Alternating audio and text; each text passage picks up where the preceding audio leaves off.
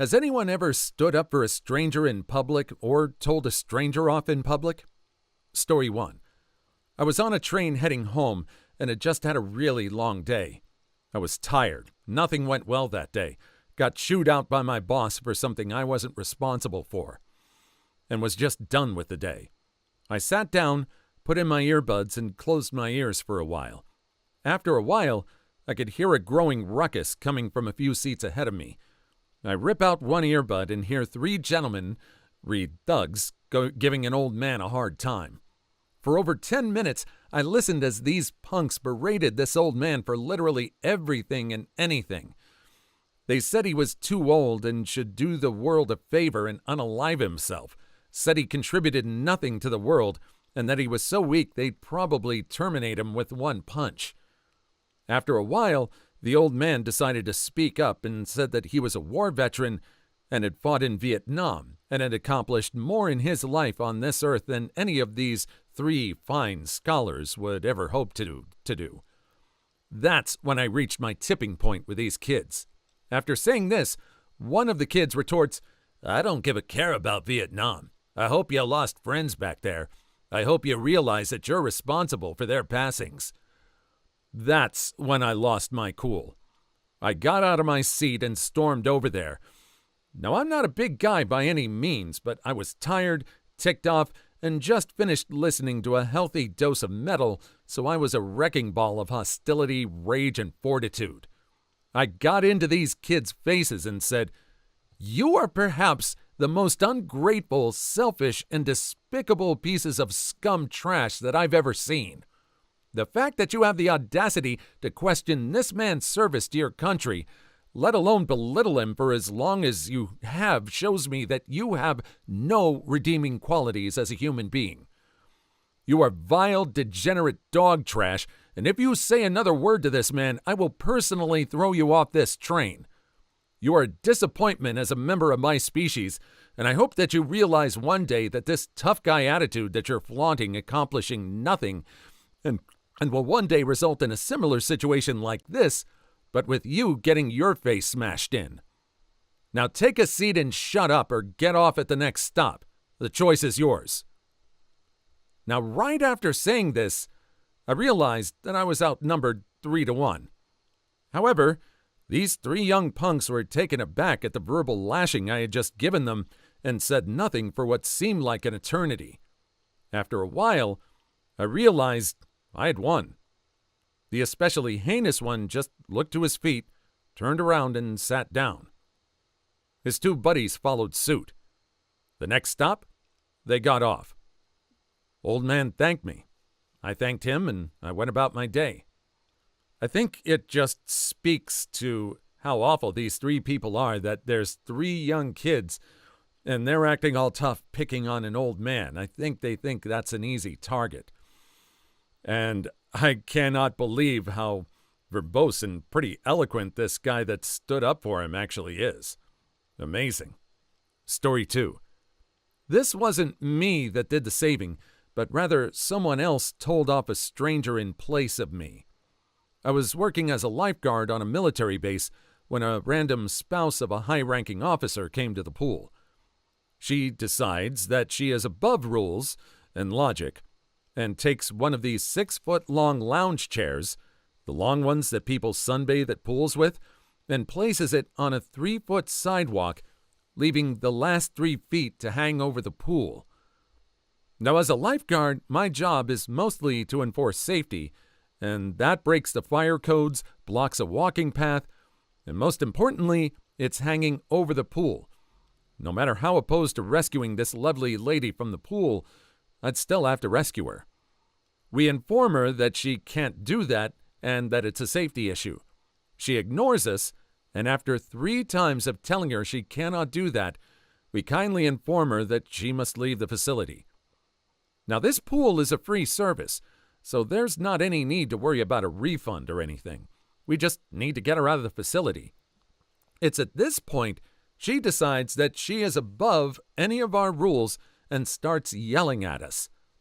She has several kids, all are too young to stay at the pool by themselves, so we don't wish to call the cops on her at this point. Having mom escorted out of the pool in handcuffs would be rather traumatizing for a young child. At least we guessed so.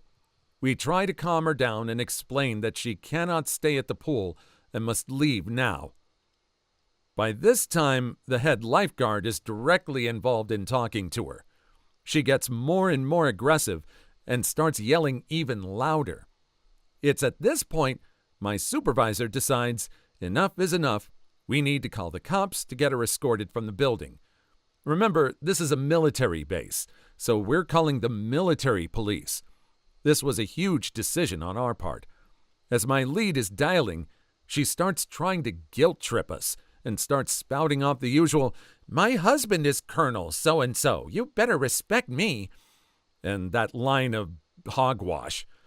She then decides it's time to play things up a notch and screams at us rather loudly, "My husband is currently deployed in Iraq. You're supposed to support the families of deployed people."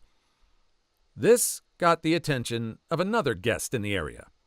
This guest had a booming drill sergeant voice, and to add to it, the fact the facility had a nice echo to it as well. He says one line to her, "Curse you, lady! I'm going to Iraq next week." She stops straight, watches him walk out of the entrance. At this point, her mouth is agape, and she walks to her belongings, gathers them, and walks out the door with her kids. My supervisor tells the cop that everything's solved and hangs up the phone. Cool story, bro.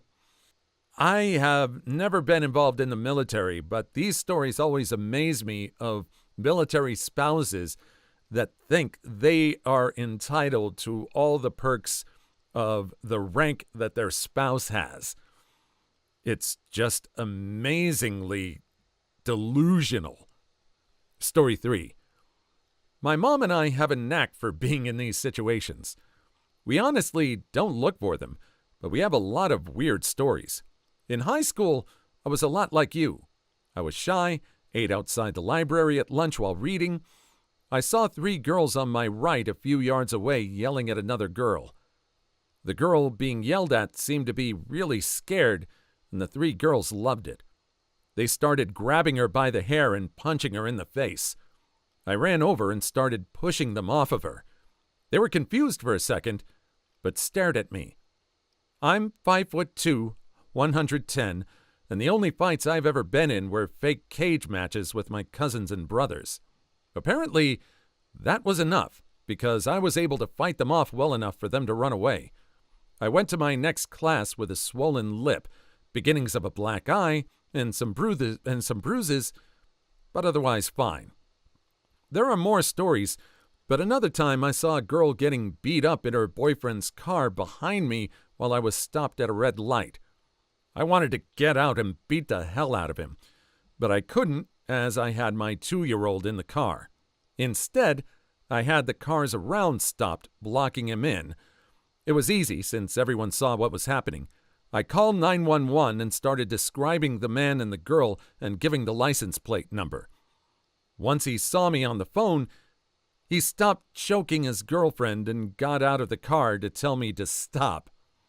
I hopped back in my car, locked the doors, and watched as another passerby saw that he was coming for my car and started to kick his butt.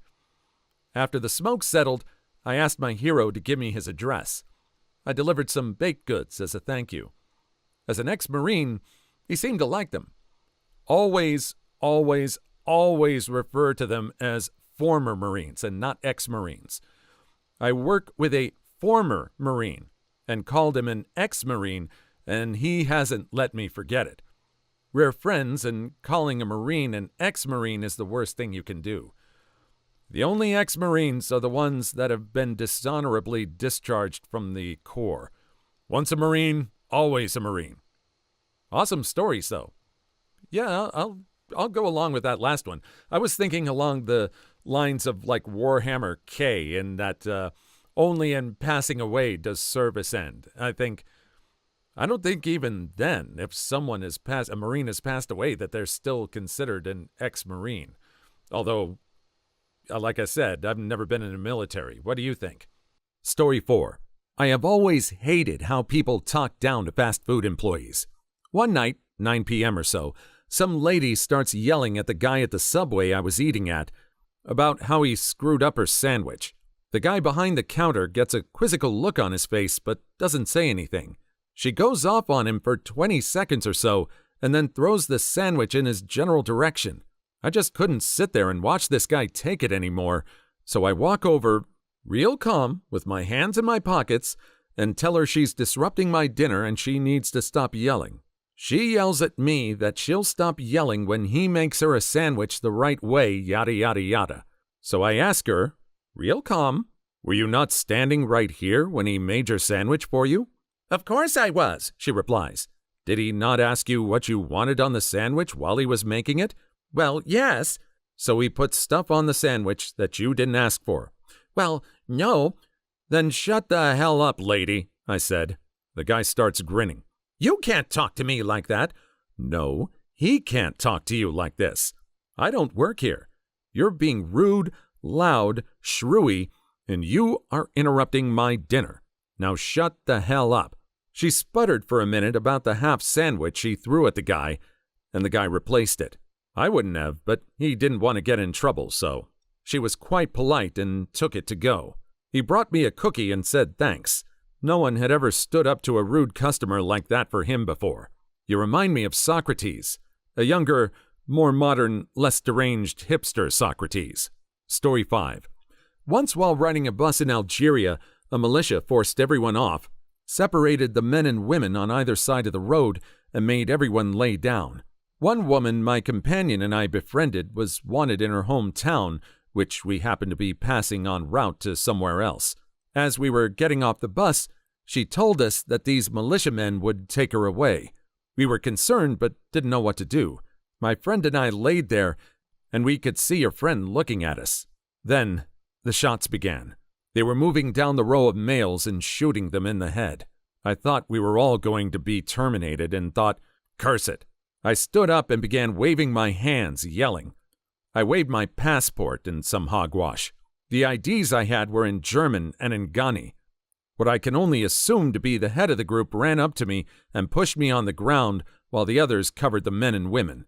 The head was screaming at me while he held a pistol at my back and went through my pockets and looked at the IDs. It seemed obvious he couldn't read and kept asking me who I was and why he shouldn't terminate me.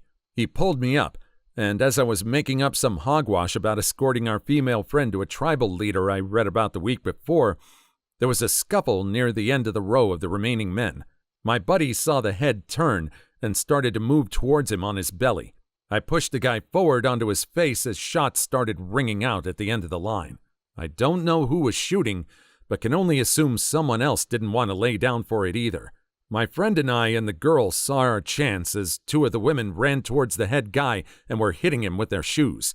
We took off over the berm and kept running for hours, taking breaks as we could the whole time my friend's yelling at me. How could you be so stupid? They're going to unalive us. When night came, we lucked out and a herder and his son took us in. Story 6. I was once in Subway, again a Subway, and one of the people serving was Eastern European. She had a tiny bit of an accent, but nothing major. There was this guy in front of me who was basically treating her like scum the whole time. He was on his mobile and barking his orders at her. Now, I worked in retail, and I hate people being jerks to retail workers, so this was really ticking me off. We managed to make it along to the salad bit.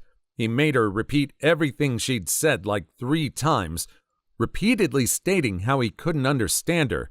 When the girl was reaching over for something, she was quite small.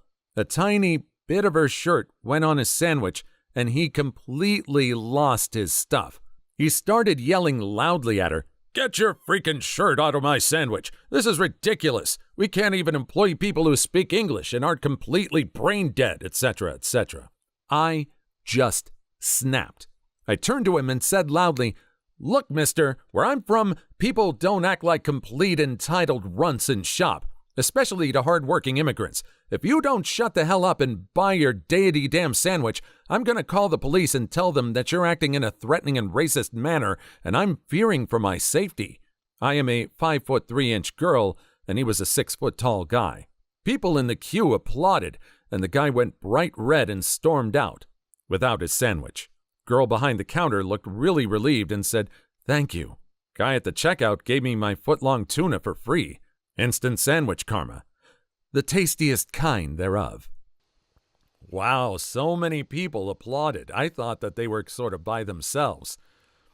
I kind of believe if she did have to go and call the cops and make that statement, I'd like to believe that everyone that was there that applauded would have backed her story up.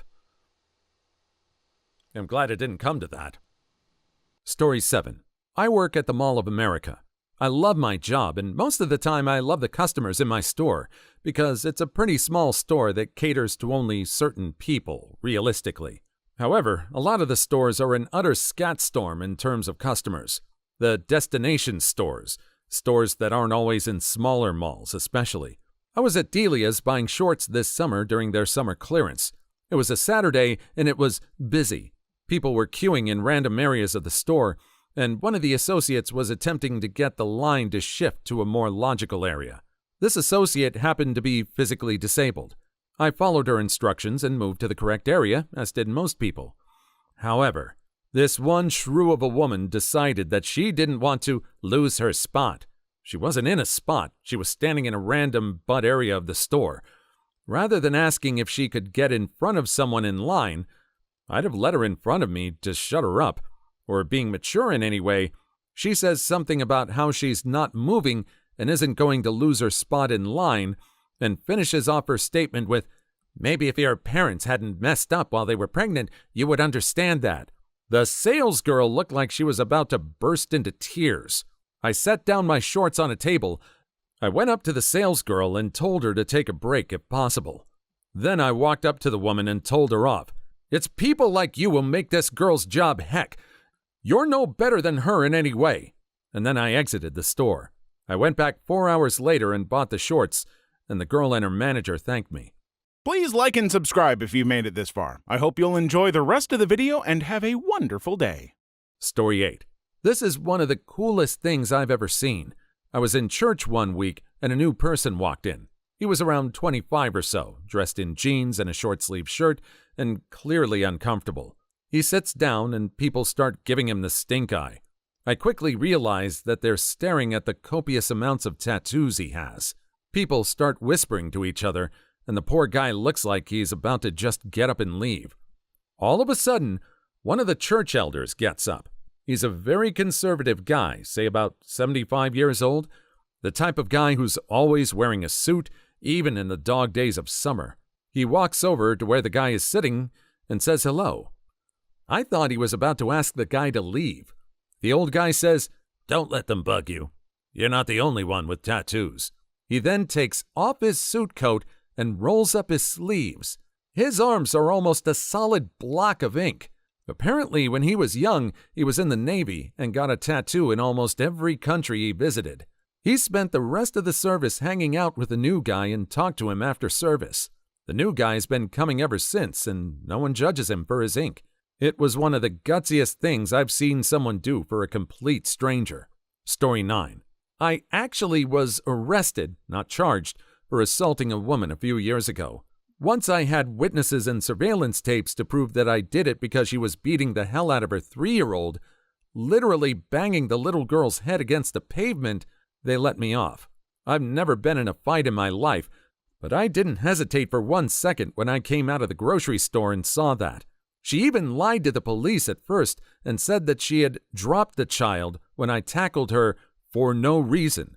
They found tons of evidence of previous injuries on the child, including poorly healed broken bones. She tried to file charges against me for assault, and they were dismissed almost immediately.